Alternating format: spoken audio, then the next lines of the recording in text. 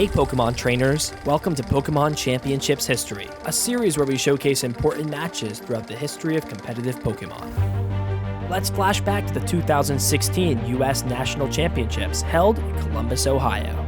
This was the biggest national tournament held to date, and the last chance for players to secure themselves an invite to the Pokemon World Championships later that summer.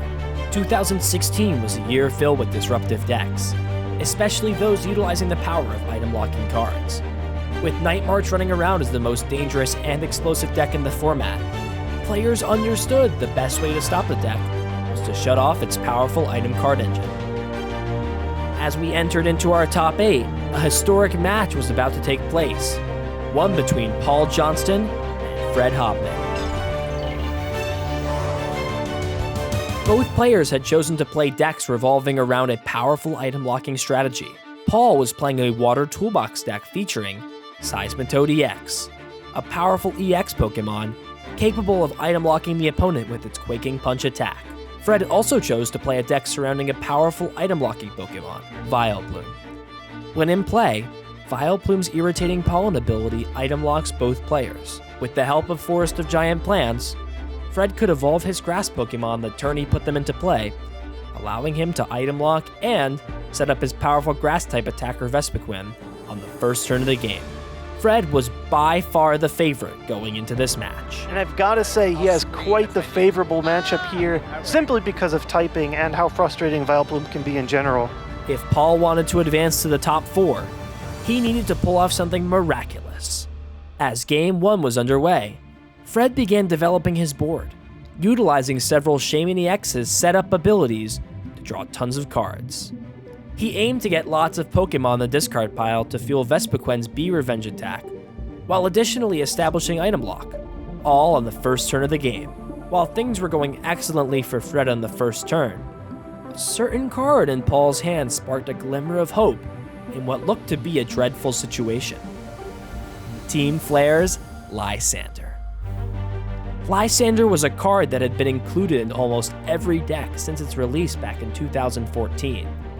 It acted as a powerful gusting card, able to bring up a benched Pokemon into the active spot to be attacked.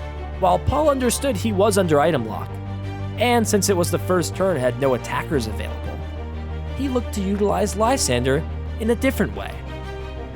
In the Pokemon TCG, an uncommonly achieved win condition exists, where a player wins the game if their opponent has no cards to draw at the start of their turn. Fred had yet to take any prize cards, and more importantly, discarded a large amount of resources to establish his powerful board plus item lock. On top of that, Fred was unable to find an attached Floatstone to his Vileplume before establishing item lock, a card that would allow his hefty Vileplume, which had a 3 retreat cost, to retreat for free when attached.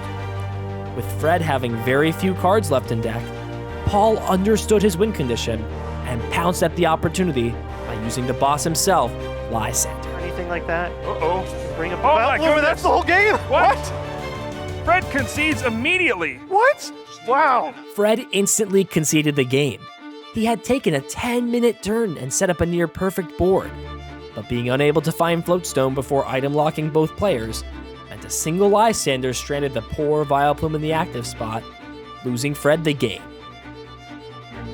Game 2 started almost the same as the first, with Fred doing all he could to establish Vileplume with a Floatstone to make sure history wouldn't repeat itself, but he missed yet again and chose to evolve Vileplume without a Floatstone attached to it. Paul opened with Lysandre again and instantly played it to bring Vileplume into the active spot.